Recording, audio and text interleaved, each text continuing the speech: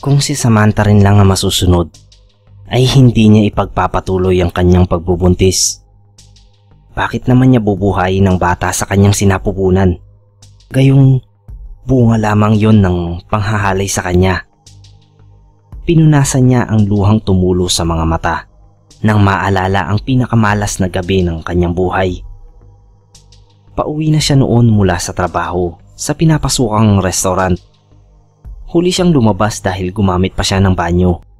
"Samantha, mauuna na ako ah." Paalam ng katrabaho niyang si Gloria. "Oo, sige. Ipupusod ko lang na maayos ang buhok ko." Tugon niya habang nakatingin dito sa salamin. "Sige, ingat ka sa pag-uwi. Baka makasalubong mo yung bantay nitong restaurant." Tinawanan lang niya ito. Usap-usapan kasi na kaya malakas sa tao ang restaurant na yun ay dahil isang engkanto ang nagbabantay roon. "Sira, ingat ka rin." Nang matapos ayusin ang sarili ay naghanda na siya para lumabas. Sa likod siya nagdaan sa employee's entrance na nagsisilbering exit. Dala niya ang dalawang malalaking padlock na magsasara sa roll down na nakababa na ng kalahati. Akmang ibababa na niya yon nang tuluyan ng isang lalaking naka-hoodie at nagpresenta na gumawa noon. Hindi ito nagsalita, basta bigla na lamang sumulpot sa tabi niya at ipinaba ang panara. Naalarma agad siya at nagpalinga-linga. Saan ang galing ang taong ito? Wala pa man ding dumara ang tao o sasakyan. Nag-aalinlangan siya kung ipapadlock pa ba niya ang restaurant o tatakbo na lamang palayo. Bandang huli ay pinili niyang tumakbo. Babalik din naman siya. Tatawag lamang siya ng makakasama sa pagsara ng restaurant, yung gwardya sa bangko sa kabilang kanto. Ngunit tinawag siya ng lalaki. "Ikandado mo muna ito. Baka manakawan kayo." Nagulat siya sa malalim nitong tinig. Dahan-dahan siyang lumingon na sana ay hindi niya na ginawa. Sa tulong ng malamlam na liwanag ng ilaw sa katapat nilang poste, nakita niya ang kakaiba nitong itsura. Patayo ang bibig nito na parang sipit ng insekto. Malalaki ang maiitim at makintab nitong mga mata. Walang ilong, wala ring buhok at tenga. Napigil agad ng kamay nito ang sigaw niya dahil mabilis itong nakalundag sa kanyang pwesto. Napakabaho nito. Hinila siya ng lalaki patungo sa sulok ng eskinita sa tabi ng basurahan at doon paulit-ulit na pinaboy hanggang sa magsawa.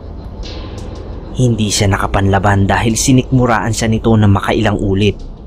Hindi niya malilimutan ng nakapangingilabot nitong anyo na marahil ay siyang dahilan kung bakit siya nito hinalay. Siguro ay walang babaeng makatanggap sa anyo nito. Siguro ay parating tinatanggihan ng nililigawan. Desperado na may makatalik. Pero bakit naman siya pa ang minalas na mabiktima? Hindi niya hinihiling na mangyari sa ibang babae ang sinapit niya. Ngunit bakit siya? Ano bang nagawa niya?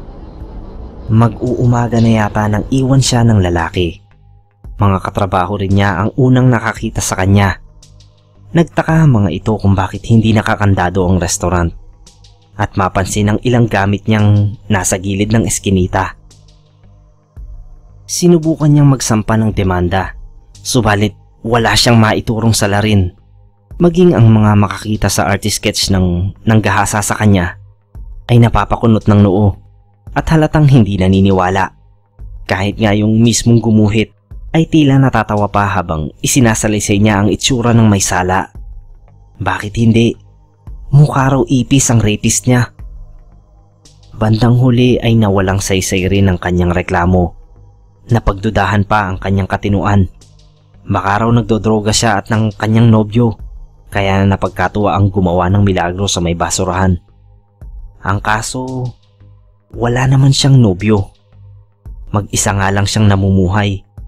Kaya naman laking galit niya nang makalipas ang 2 buwan ay nalaman niyang nagdadalang tao pa siya.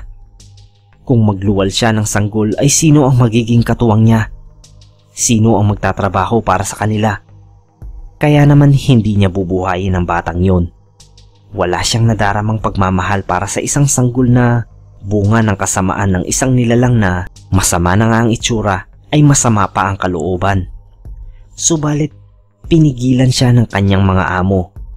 Hindi raw maitutuwid ng isang mali ang isa pang mali. Handa raw siyang tulungan ng mga ito at aampunin pa ang magiging anak niya. Huwag lamang daw niyang ipalaglag ang bata. Kahit papaano naman ay may konsensya siya, kaya hindi rin natuloy ang kanyang balak. 6 na buwan na ang tiyan ni Samantha at alagang-alaga siya ng mag-asawang may-ari ng restaurant. Lahat ng masasarap na pagkain ay ibinibigay sa kanya. Mga halamang gamot ang ipinapainom imbis na mga galing sa butika. Sa malapalasyong tahanan pa ng mga ito siya nakatira. Ayos naman ang lahat kung hindi lang dahil sa isang bagay. Ni minsan ay hindi siya naipa-check up sa doktor. Iisang beses lang siyang natignan ng doktor. At yun ay noong nakumpirma niya ang kanyang pagbubuntis. Ayos lang din naman. Ayaw niyang malaman kung gaano nakalaki ang batang bunga ng kamalasan niya. Ayaw niyang alamin kung paano ito unti-unting nabubuo sa loob niya habang unti-unti namang nasisira ang kanyang buhay. Kaya naman hindi na rin nagtaka ang mga kakilala ni Samantha nang mabalitaan ng kanyang pagkamatay. Pagtuntong ng ika-6 na buwan ng kanyang pagbubuntis, tinangkaraw nitong ipalaglag pa rin ang sanggol. Sa kabila ng usapan nito at ng kanyang mga amo, pumalpak ang aborsyon at kapwa namatay ang mag-ina. Salamat sa mag-asawang may-ari ng restaurant at tinugunan na rin ang pagpapalibing sa dalaga. Lalo lamang humanga ang mga tao sa kabutihan ng mga ito. Lingid sa kaalaman ng lahat ay tuluyang nakapagluwal si Samantha. 6 na buwan lamang nitong ipinagbuntis ang itlog ng ipis na nasa sinapupunan. Totoong may alagang engkanto ang mag-asawa upang mapanatili ang paglago ng restaurant. Iyon nga ang nilalang na humalay kay Samantha.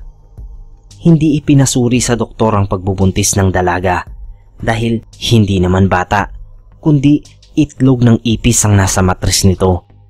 Nang mailabas yun ni Samantha, ay ganoon na lamang ang pagkahindik niya. Isang talampakan ng haba ng itlog at kasing bilog ng kanyang hita. Napisa iyon at lumabas ang mga puting ipis na kasing laki ng palad. Nagbalikan ng mga ito sa kanyang sinapupunan upang sipsipin ang kanyang dugo na naging sanhi ng kanyang kamatayan. Nang magsilabas ang mga ipis ay kulay pula na ang mga ito. Isa-isa yung hinuli ng mag-asawa upang patuyuin at pulbusin. Ang pulbos na yun ang magsisilbing secret ingredient sa lahat ng putahe ng restaurant. Ilang taon din bago yun maubos. At kapag nangyari yun, kailangan na uling lumabas ng alagang ipis upang maghanap ng babaeng hahalayin.